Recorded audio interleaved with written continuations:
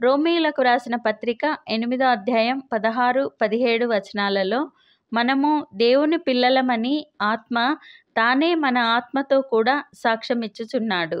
మనం పిల్లలమైతే వారసులం, అనగా దేవుని వారసులం. క్రీస్తుతో కూడా మహిమ పొందుటకు ఆయనతో శ్రమపడిన ఎడల క్రీస్తుతోడి వారసులము.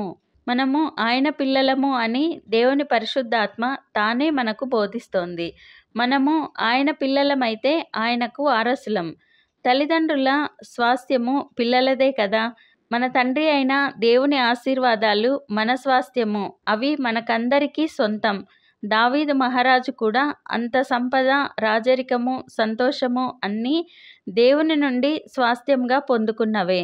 మన కొరకు సిలువలో బలి అయి తిరిగి లేచిన యేసుప్రభువారు మనకు అక్షయమైన, నిర్మలమైన, వాడబారని స్వాస్థ్యమును అనుగ్రహిస్తున్నారు.